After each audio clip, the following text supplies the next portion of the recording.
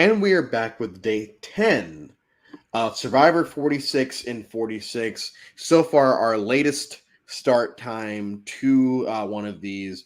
And honestly, I'm going to have my opinions on why I think I started so late with this outside of what's going on in my real life. Today, we're joined by one of the hosts of Survivor of BB Hypnotic on Facebook. Please make sure to follow on Facebook. We have Alex. Alex, I'm excited to have you talk about the season today because it seems like you're a little bit higher on this season than I am. So, first off, your first experiences with Survivor Palau, what were they, and how do you feel those opinions may have changed throughout the season? Actually, Coach, I don't expect to get your vote tonight. I can answer that question if you want me to. No, I'm totally kidding. Okay, so I am a very late to the party Survivor fan. The first season I watched live was Survivor 41, and the first season I vividly remember watching was Cagayan just a few months before. So I did not watch Palau live when it aired. I think I was 5 or 6 at the time. And the first time I watched it was actually maybe not even 2 months ago, something like that. And I've been going chronologically and trying to keep myself out of spoilers or anything. But when they started and they did the schoolyard pick, I was like, okay, this is kind of weird. And then Jeff's like, okay, Karor, here's your buff. Oolong, here's your buff. And I turned to my girlfriend, Heather, and I'm like, oh, this is the Oolong season. Oolong season.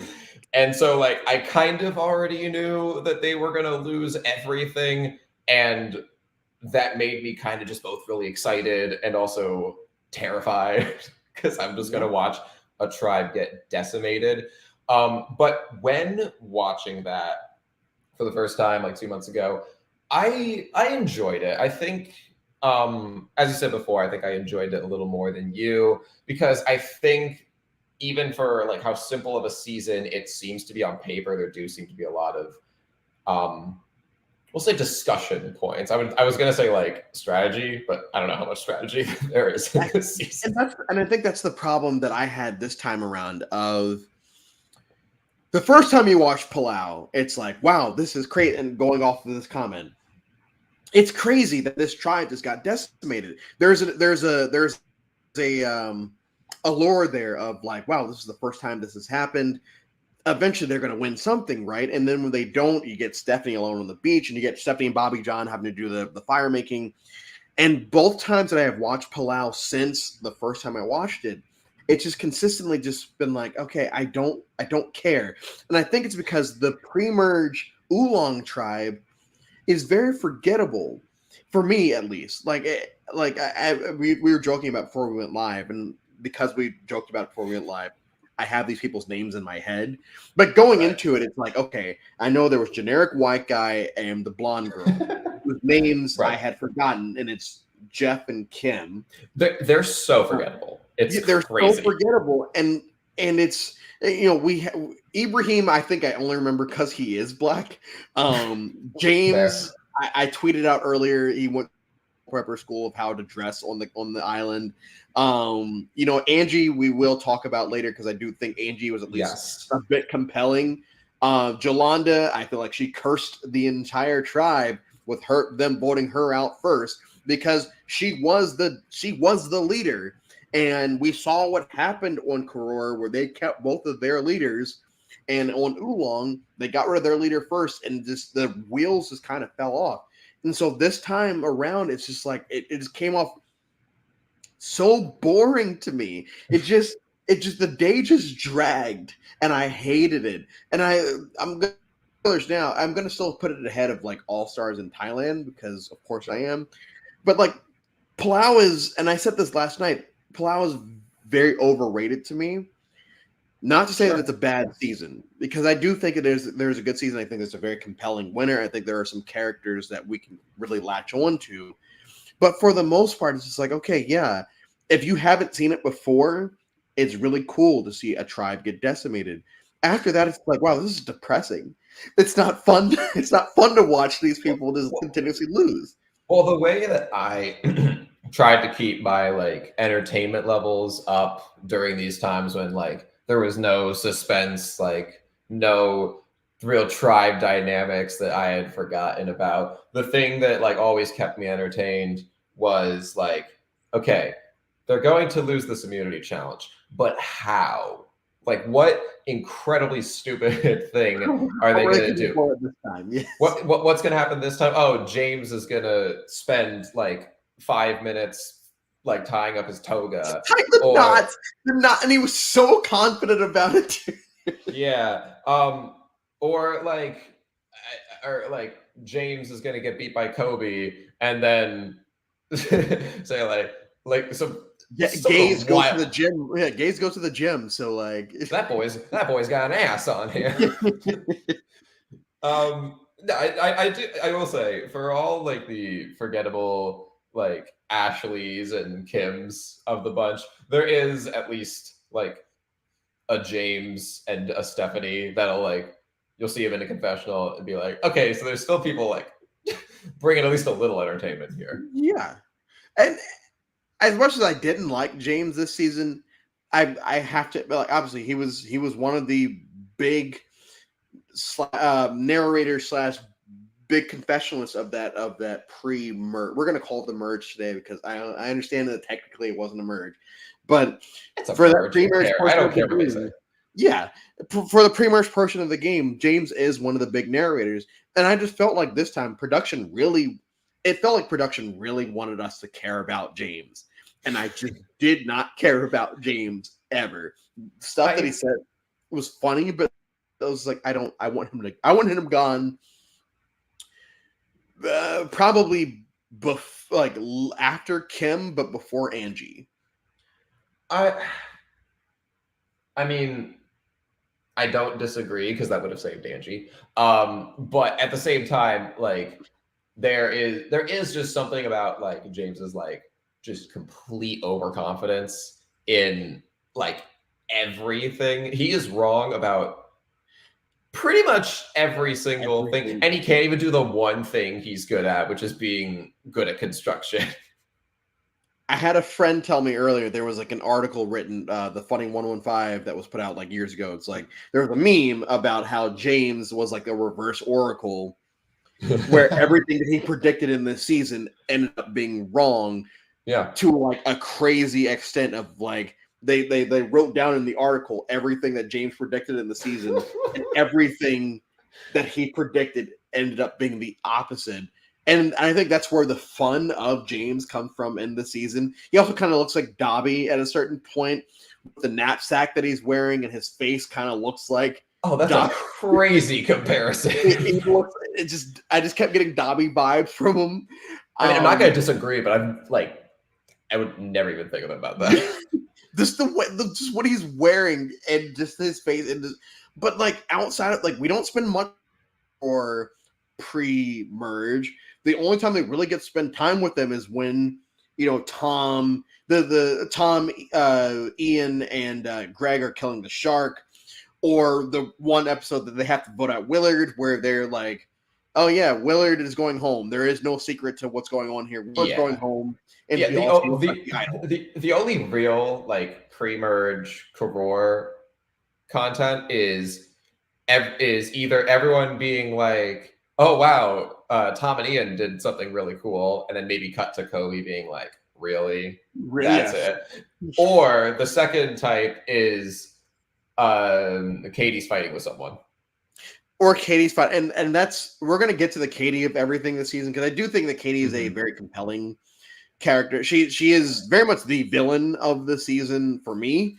I would say Kobe is more See, villain, or maybe he's more like I tweeted this out snarky. earlier. I said that growing up is realizing that Kobe is the anti-hero slash hero of the season, only because Kobe's on the bottom of OG Karor. Right. The only Mhm. Karor.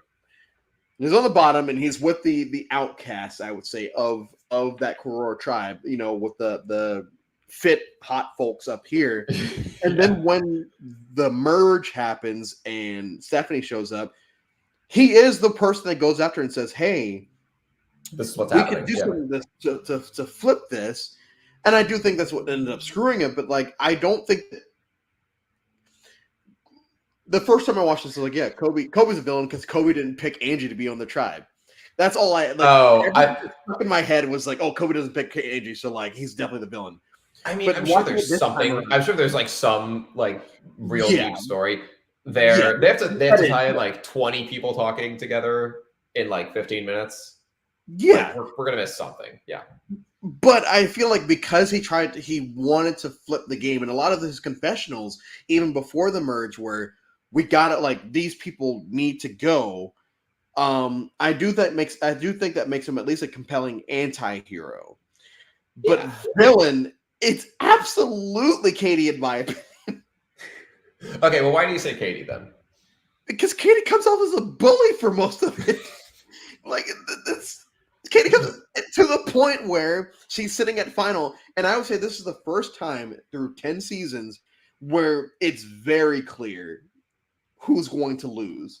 Like, I feel like you can make a case for every runner-up up until this point, even Kim Johnson in Africa. You can make it a case for everyone.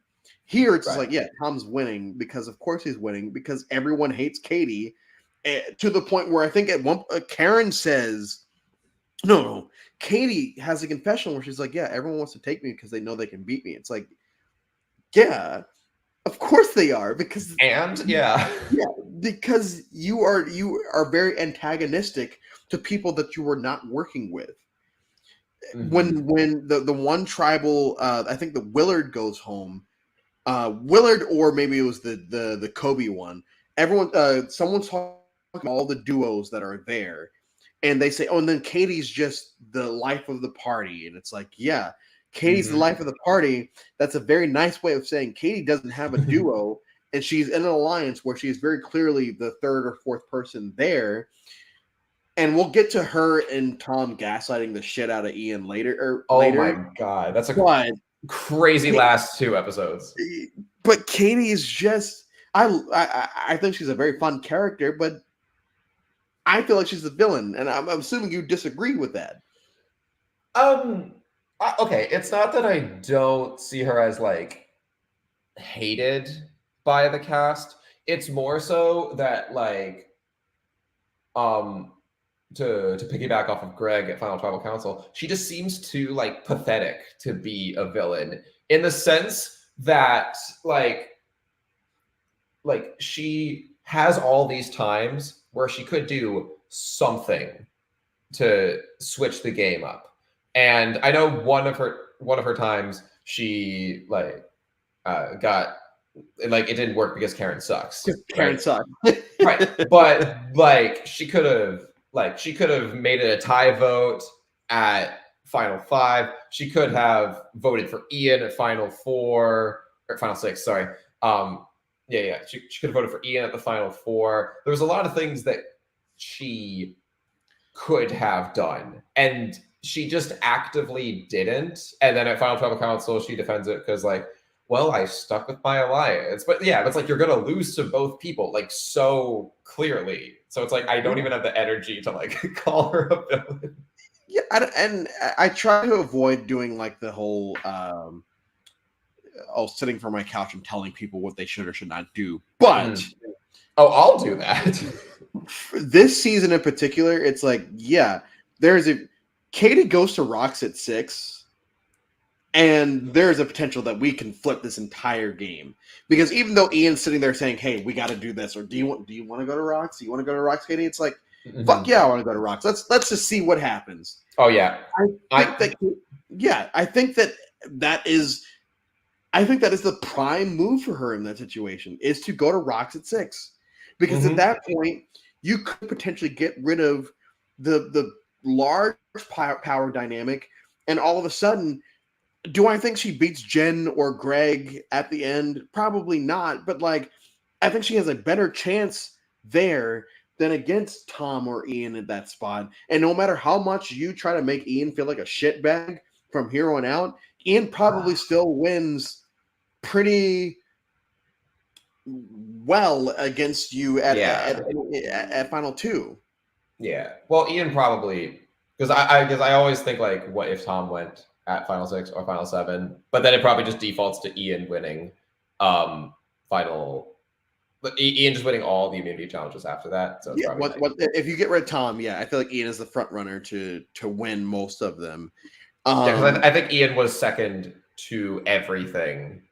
Second in all the immunity challenges, only behind Tom, or at least for the ones that Tom won. Yeah, and go off of this comment. I think a Katie Karen final 2 would have been intriguing, because I do think that Karen gets Kobe and Janu, and I do think that Katie gets Ian and Ian. Okay. And I think everybody else's vote is probably up in the air. Let's see. So 2 votes for Katie, 1 vote for Karen. Yeah, that are set. Two. Okay. 2 votes for Karen and 1 vote for Katie, or 2 votes for Karen, 1 vote for Katie. There's the chance if the final 4 happens the exact same way, Jen votes for Karen and not Katie. But I could. Well, I guess I try to fancy book everything, because I know, but I guess it depends on the 5. We have to. This is my thing. I love doing this. Yeah, but yeah, I'll stop before we get too deep. Oh no! I mean, I put the comment up there. I do feel like it's a very compelling merge, but it's also a very obvious. Oh yeah, if these people are playing like the people did pre-season 9, Tom's gonna win. And that's exactly what, because season 9, people are being it's very fluid with how the game is going. It's not an alliance steamrolling. Mm-hmm. Here, well, it was for a little bit, and then they decided to let their guard down. Yeah, then Chris, but here it's like so Kobe, I feel like, kind of does it to himself, and then he calls out everyone. Yeah, from there, it is pretty much a pagonging. Whatever a pagonging is, you only get rid of one person. Janu quits, and then it's basically a pagonging of Stephanie going, and all of a sudden everyone starts to turn on each other, like what happens in a pagonging. And it becomes very dull, because no matter what people are saying in their confessionals about, hey, we should do this or we should do that, that's not what happens. It's the majority of the majority alliance that flips on Greg at that point. Like, Greg is saying, hey, we should do this. We should get rid of Tom if Tom doesn't win. And all of a sudden, the vote flips on Greg, even though Greg and Jen still vote for, I think they go for Karen at that point. Yeah. They go for Karen. Well, that was okay. Well, that was a more solidly set up episode, I think, because they set up the idea of the 3 go to the reward, 3 go to the 3 stay back at camp. They're like, Katie's gonna get pulled in with Greg and Jen. We need to vote out Greg, and then Ian pulls Katie in. So I think it's a solid episode, strategy wise at least. No. And that's the thing, is like, I feel like all the episodes by themselves, they're fine. But as a whole, yeah. As a whole, it just became like, and I think it runs with the Amazon problem for me. When I rewatched Amazon this time around, it was like, okay, once the allure of Rob Sesternino flip-flopping between tribes wears off, all of a sudden it's just like, okay, yeah, this is kind of like, whatever. That's what the case was this season, of like, yeah, once Kobe, Janu, and Stephanie are gone, it's okay, Tom wins. Yeah. Cool. Let's just watch these people think about doing things and then not do them, and then let Tom do his thing and sit at the end with Katie, where if he sits at the end and let's just go to the whole gaslighting thing. Okay.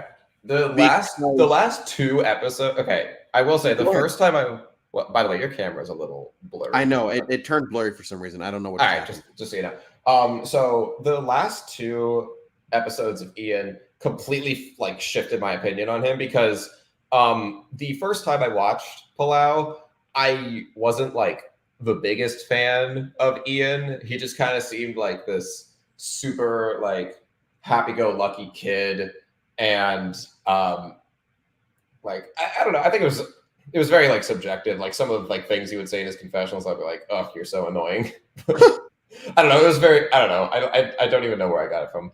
But then in the last like two episodes, from like the final five onward, and even starting at the final six, when he like tells Katie about the vote, and he starts getting in his head about this like morality issue that Oh my he's been gosh. doing, which like is mostly instilled upon him when um Katie and Tom decide like he has to be taught a lesson Mm-hmm.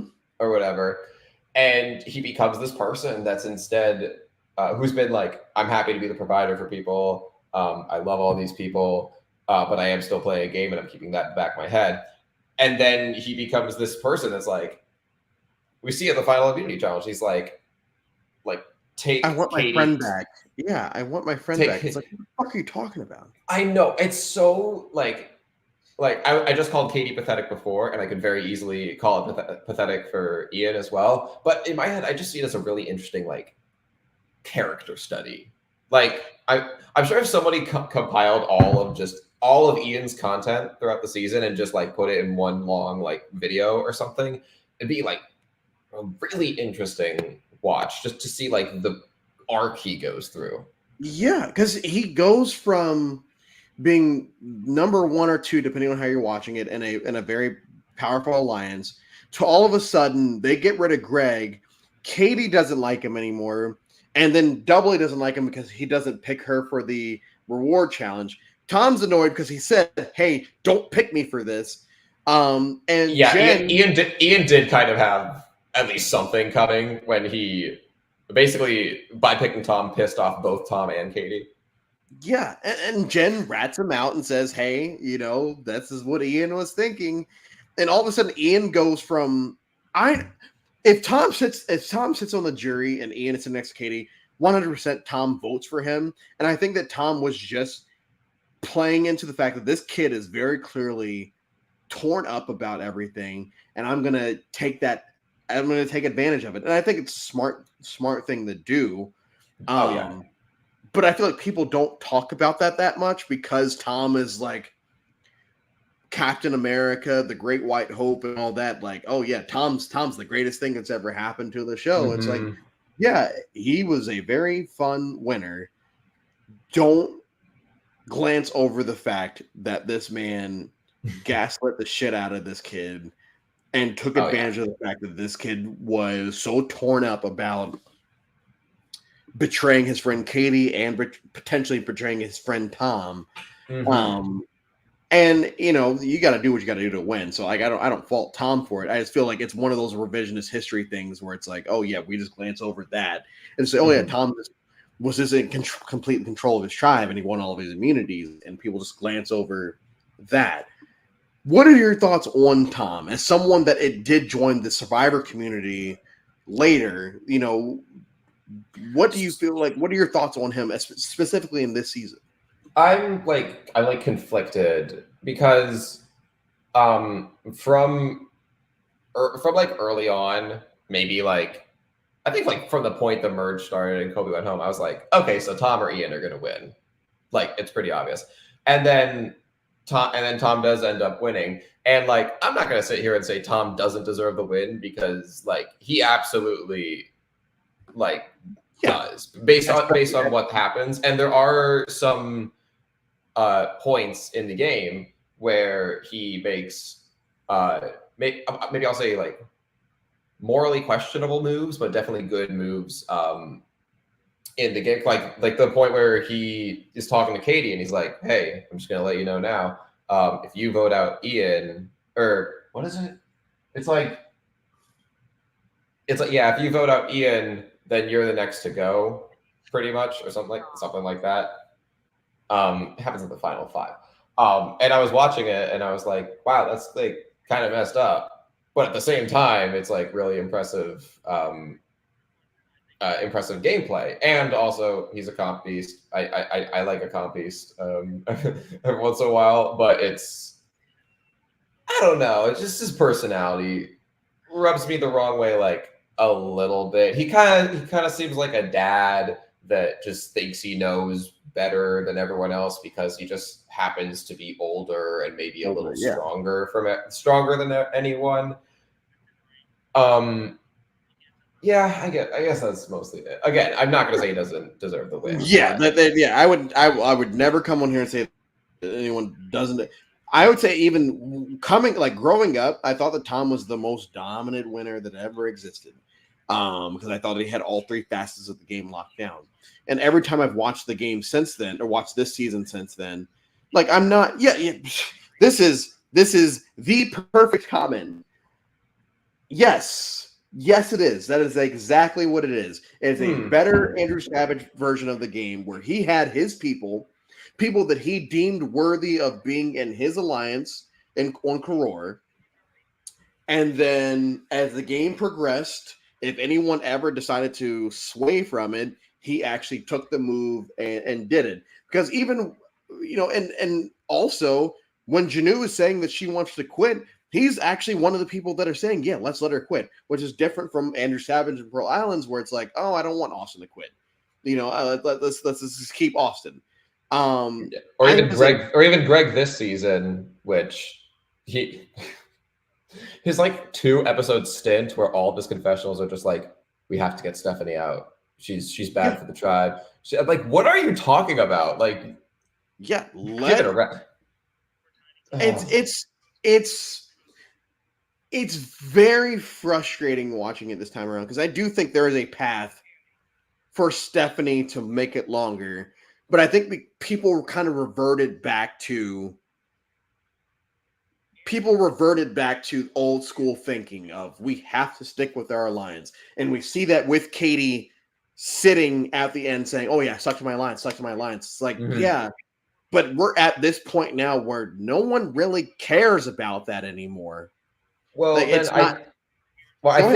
I think that aspect of like, oh, we got to stick with the alliance would not be as strong if Karor didn't go like 3 whole weeks without voting like a single person off. They voted Willard off, but Willard like everyone knew Willard was going. The edit didn't even try to make us think that anyone else was going. Oh, right. That was really funny. But when you have that and you have all these people that like first of all are in your alliance and you can be like, we're strong, we're staying strong. And then you have the people outside your alliance and you can say like, ugh, Kobe's really getting on my nerves today.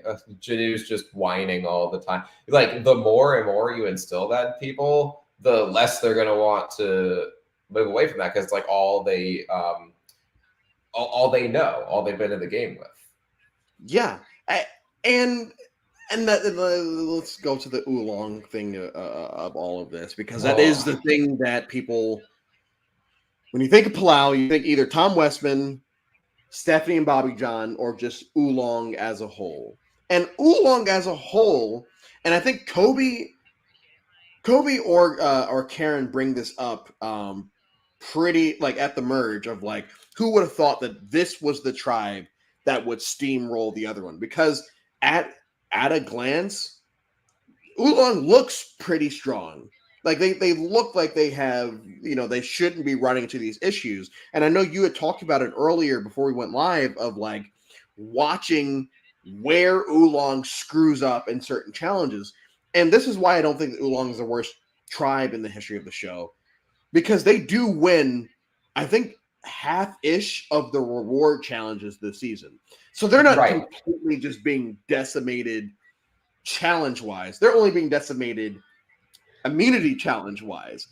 They have the numbers to and the talent to win challenges. They couldn't show up when it mattered most. So what were your thoughts on Oolong this season? Well, I will also say they do win half of the reward challenges, but the rewards they win are so much worse than Karor's.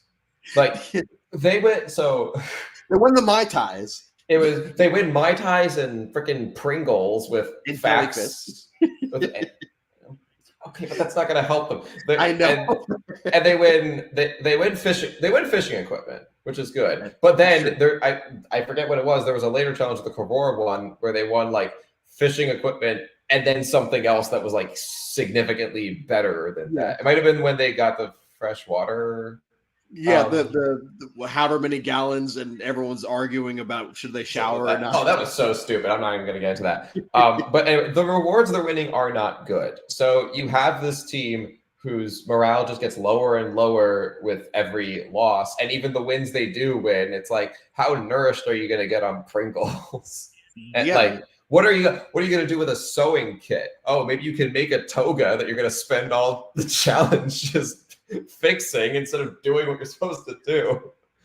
Yeah, and it's they want to have Kororman's the most absurd shelter in I've ever seen. Yeah, I understand. They want a luxury resort. At face value, it does look like Oolong is the worst, and I get that, but they really like the fact that they were in a lot of the immunity challenges, and the fact that they did win, I think, half of the reward challenges shows that there was potential there for them to do it. I think it all, and this is biased because they shouldn't have voted out Jolanda first, but I think it all goes back to Jolanda being the person that was looked at as the leader, and the fact that they voted out their leader and Koror didn't. And they had two leaders, I would say, in Ian and Tom.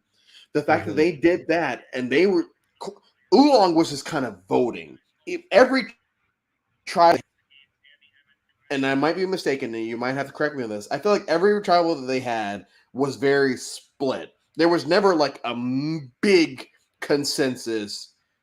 Yeah, well, I say that, but like maybe the Kim vote. Maybe Kim vote was pretty set in stone. But outside of that, even when Jeff is saying, "Hey, I want to quit," and everyone's like, "Oh, I don't know, maybe we'll keep you."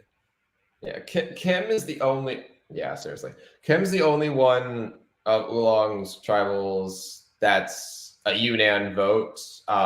Besides the the final 3-1 where it has to be Yunnan.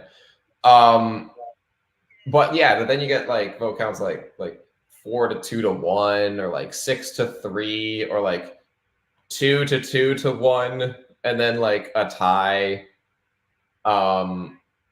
Which now that we're talking about Oolong, I can say this. Angie just completely robbed.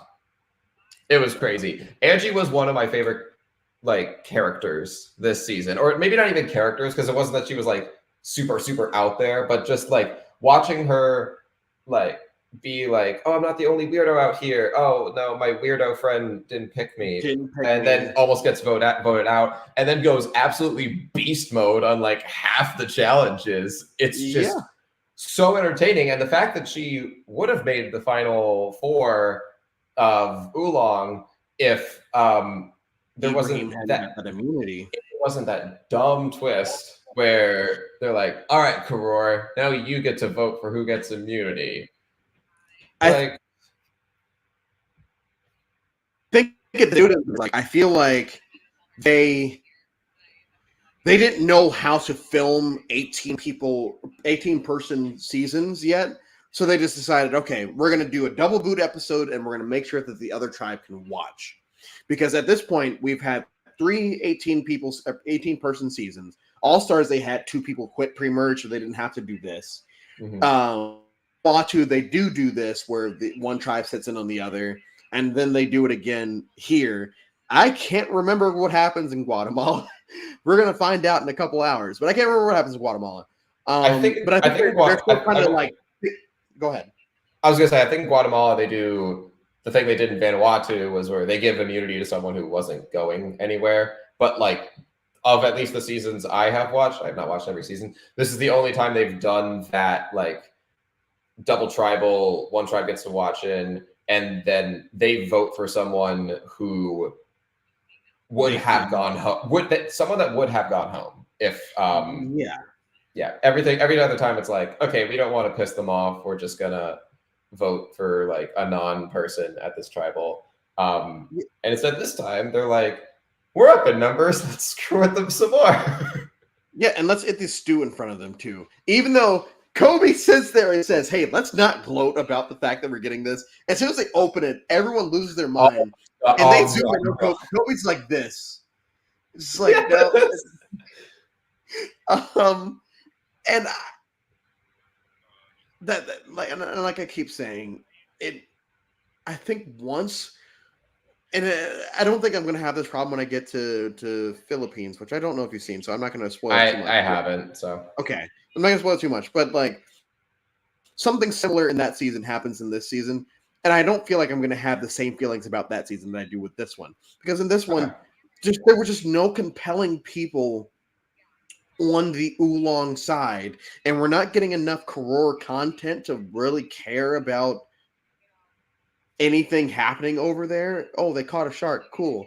And over here, it's it's almost telegraphed that Stephanie is definitely making it long enough.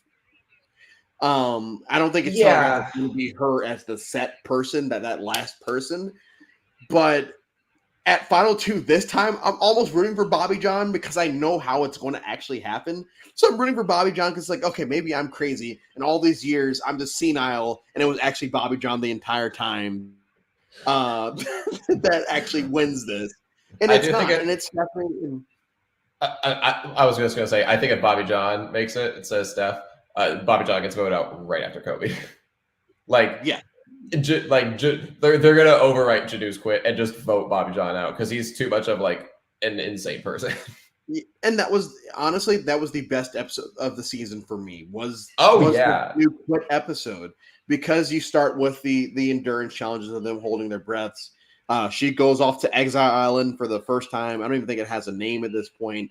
She goes off to Exile Island. She has her coming to Jesus moment almost, where it's like, okay, I'm all right with everything that's about to happen. And we get to that tribal where Stephanie is saying, no, I want to be here. I just went through all this bullshit with Oolong. I need to be here to show that. And in the back of your mind, it's like, okay, maybe Stephanie is going to be able to find a way. And even that next episode starts with her trying to make that all women's alliance. But like, I think that the episode where Janu quits, despite the fact that there is a quit, from beginning to end, it's a very compelling episode. And then from there, I won't say the wheels come off, because I do think it gets more exciting once that Janu quit happens.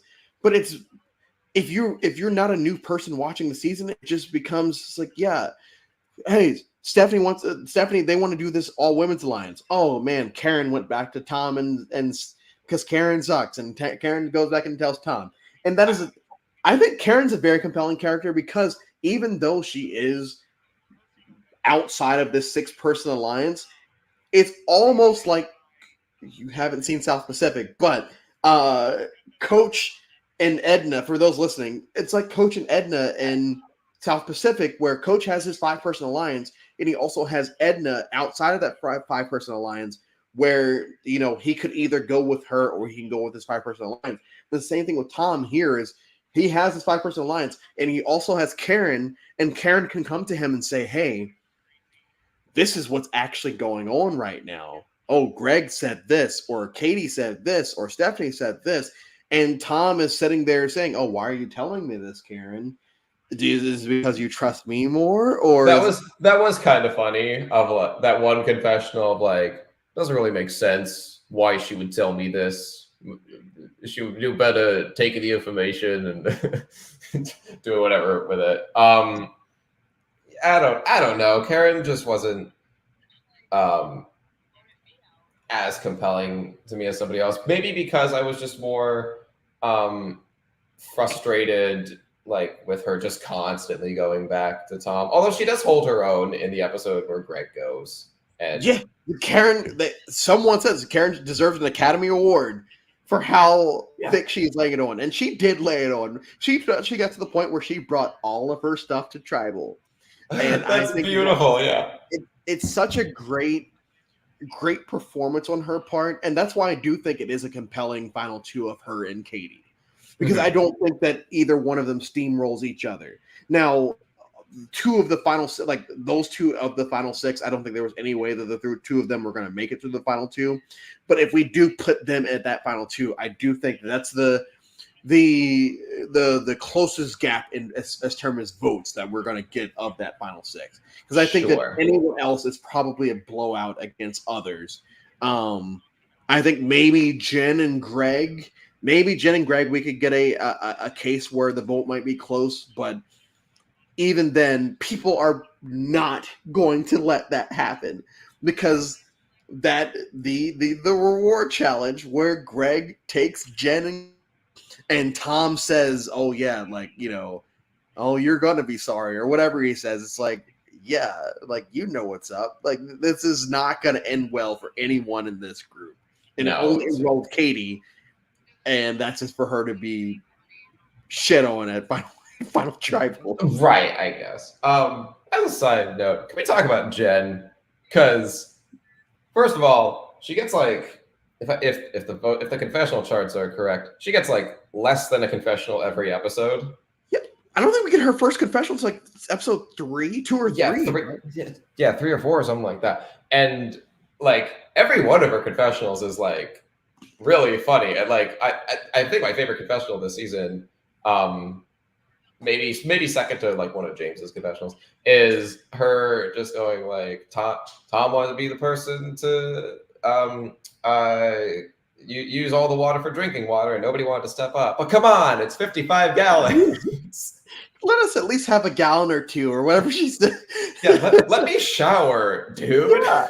I like Jen gets a lot of fire under her after Greg leaves, and I think that's a perfect time for her to have that fire, where Tom and Ian go on this trip, and Jen and Katie are sitting there basically interrogating Karen, and like it's working. It doesn't work to the point where like they pull anything off, but like Karen does reveal a lot of stuff to the two of them. Right. She does have a lot of information come to her very late. Like she only then at that like final 5 realizes, oh, Tom, Ian, and Katie have a final 3. I don't know how obvious it was in like when you're on the island, but she like realizes it only then. But yeah, she's able to do some pretty impressive stuff. The interrogation, like we said, and then she has her own part in sort of ousting Ian as this like horrible person when Ian is like, Ian just says this thing of like, yeah, Tom, if you hadn't won immunity, that would have been a really like tough call. And then Jen's like, oh yeah, he would have voted you out. Like that's what he told all of us, and then just lays into him even more later. Yeah, it's the second half, or not second half. The second half of the merge, I guess, is very much poor Ian and damn Jen, like you're killing it, and also Katie, stop crying. And it's very compelling. And I texted you about this earlier when I was like, damn, this season is really dragging on. And he's like, well, most of my episodes that I enjoyed happened pre or post Stephanie vote out. Yeah. And I do say that, like, that yes, I do agree that a lot of the more compelling episodes do happen there. And I think it's because I just had Vanuatu, where it's like very all over the place, but like in a fun way, coming back to like the norm of, yeah, these people are thinking about jumping ship, but are not going to jump ship, and they're just going to stick to party lines, is almost a letdown because of what we just got in the previous season, and even in All Stars. And this season is better than All Stars. Don't get it twisted. But even in All Stars, it's still more entertaining because of how butthurt people get when they do get blindsided. Here, it's just like, oh man, Greg got voted out. That sucks. Or, oh no, Karen got voted out. Well, that sucks. It's not until that final 4 and 3 where, and thankfully they stopped, like at this point in Survivor history, yeah, they should definitely have been starting to move on from the final immunity endurance challenges. And I do like in Guatemala, it's it's endurance, but it's not endurance where they're going to go 9-10 plus hours like they did Right, here. They definitely saw that like that happened for 12 hours, and then we're like, okay, this has got to be at least a little harder. Yeah, because you're expecting us to go right. The smartest thing they did was this whole tribal there. It's like, oh yeah, Ian, you want to go? Yeah, it's probably like 4 a.m. or something. Yeah, we're not going all the way there just for y'all to go back to camp. Just for y'all to wake up next morning, to do day 39. So I do think that they had the right idea. Just like, all right, this is probably not it. Is there any? Did I want to bring up anything else? Well, I had the one like weird overarching topic of this season that like I briefly touched upon, and that's the way that people talk differently about. I do agree with that. Jen getting Tom to vote Ian was phenomenal. But the weird way that people talk about men versus women in this season, because it's I feel like it's all very subtle, but then when you watch it in a binge, you just kind of like notice all these things like over and over again. And it's things like Kobe saying that all the women around the tribe around on Koror, they just kind of lay there and then have the men go out fishing and like tend on them, or like on Oolong, like a lot of women get voted off first because they're weak. And then Stephanie's is called strong, and then someone's like, yeah, Stephanie's as strong as any man on this tribe. It's not she's just strong; she's like gotta be as strong as a man. And even Jen at Final Tribal Council, she calls Tom chauvinistic. Chauvinistic, yeah. And like I would believe that. I would have to like go back and like really check his confessionals and see. White man from New York, I don't know.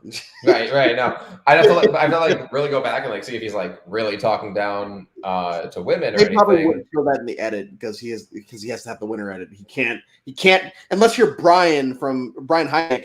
You can't talk down to women in an edit because.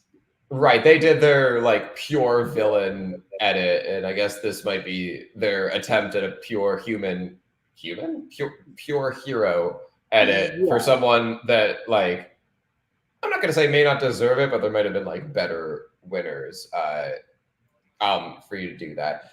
But yeah, it was just a kind of weird like overarching tone to the season, especially when you, like I said before, you just like watch it over and over, where like women are voted out for being weak, and then eventually they're voted out because they're too strong. Even though, are we going to call Stephanie a stronger competitor than Tom and Ian? Like, probably not. No, but I mean, on that merged tribe, there is a big case for her to be number 3 or 4 as far as challenge performance. I mean, sure, but then like, why aren't you taking the shot at number 2 if number 1 wins immunity? Because Tom and Ian they shook their hands, and Ian has to bring Tom on this reward challenge because I promised him there was a car reward that I have to take him because we shook on it, and it's like, what the hell are you talking about? I guess my question is more towards like everybody else. It's like you're gonna like why don't you? And that probably goes back to it. It's like, Ian wins immunity, why don't you vote out Tom? Tom wins immunity, why don't you vote out Ian? You don't have to like rely on Tom and Ian. You don't have to rely on Tom and Ian for food or anything like that. Especially because Janu proves she can make a fire on her own. So you guys are set. You don't have to do this. And I think that, the reason I don't give Greg as much credit as he probably should is because even though he was thinking about flipping that vote, when Tom wins that immunity, he could have easily flipped it on Ian, and doesn't flip it on Ian and decides to still go after Karen in that situation. And it's like, no, know that these 2 people are tight. Just go this way. You don't. I think the problem that he would have run into obviously is Karen probably wouldn't have flipped. Katie wouldn't have flipped. Like, he wouldn't have gotten people to flip in that situation. And which one are you talking about? The round that Greg went home. Oh, okay. So you're saying like flip the votes So like, from. yeah, Katie. If you would go to if Greg would have gone to Katie and said, "Hey, let's actually vote Ian," Katie's not doing that in that situation. Ian wins immunity, so she goes to Oh Katie and yeah. says, "Vote on Tom." So Tom. Okay, so Tom. Yeah. So let's go for Tom. Katie's probably still not flipping on that vote. Karen's not because her and Tom are close because in her head they're this. So you still run into a situation where Jen or Greg probably go home in that situation anyway because they would have gone to the wrong person. They would have gone to Katie or Karen and said, "Hey, let's do this," and they would have run to Tom and said, "Hey, this is what actually is going on," because that's what happened anyway. Yeah, I don't know. Um, It's just frustrating. yeah, it's frustrating, and we're not going to get. I mean, Guatemala. The one vote that stands out to me is the Jamie vote, where people kind of flip on their alliances, but like we don't really start getting like big time flips, I guess, until much later. until maybe Fiji. Okay. Maybe Fiji. China, there's a few good ones, and then Micronesia, like yeah, that's the season of the blind. Fiji's the next season I have to watch. So maybe So, if there's stuff of that, I'll look forward to that. I'm not gonna spoil. There are a couple of good blind sides in Fiji. Okay, cool. Um, in summation, so I'm gonna give this one a 3.5. I do think that it's a fun-ish cast. I do think that the merge kind of gets better as the episodes go by, but it is definitely one of those seasons where it just kind of if you've already watched it, the shine kind of comes off of it. It's Yeah. just yeah, oh yeah, Oolong got decimated. So you mean I have to sit here for 8-ish episodes and just watch these people lose every time? It's not fun.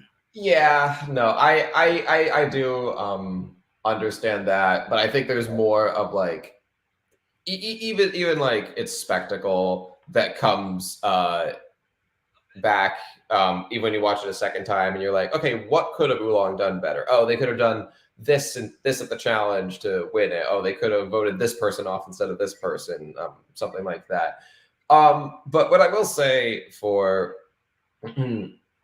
for this season and why I have my rankings pulled up. I've only seen 20 seasons, but I have it ranked at number 10 right now. So nice in the middle. And That's not bad, yeah.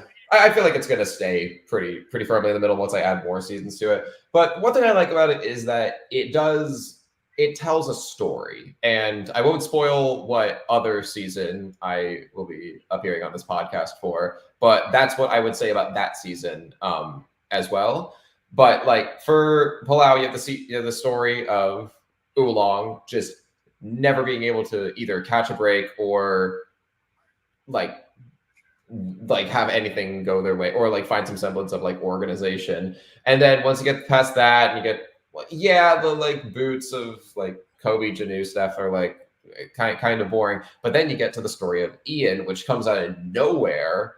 Yeah. And it's this crazy turn of events where this guy like was on top of every single aspect of the game. And then he just falters so easily. I just find it so fascinating. And like, if you look at it on paper, yeah, it's kind of boring where like the big strong guy who was portrayed as big and strong from the very beginning, he ends up winning and takes like probably the like we said before, the person that might lose to everybody in the final 7. But like as the sum of its parts, I can't really say I hate the season. I can't really say I love the season. I definitely don't hate it. It's definitely. I can't say I love it either, but it's more just like it definitely has this place. I do think a 3.5 rating is pretty solid. All right, final 2 questions. One, by my count, there have been 3 people that have come back from this season. Mm-hmm. Bobby John, Stephanie, Tom. Am I missing anyone? I don't think. I don't believe so. Okay, so Bobby John, Stephanie, and Tom come back from this season. Mhm. I do feel like those are the three right options. Mhm. Maybe remove Bobby John, but I do like Bobby John 2.0, so I'm not going to complain about it. That's something. Yeah. But the bigger question is, if they were to decide to bring back anyone from Palau for season 50, is there Oh. anyone that you were dying to see play for a second or third time, or fourth time in Stephanie's case? um, I don't know, because like my two my two choices would probably be like for someone to bring back would be Ian or Jen. Jen obviously has passed away, so that's not an option, of course. And Yeah, Ian being brought back, I don't know if like the charm would be there because I feel like a big part of Ian was that he was just this kid and he was very excited by like the adventure of it. And so I know he's obviously grown up a bit since then.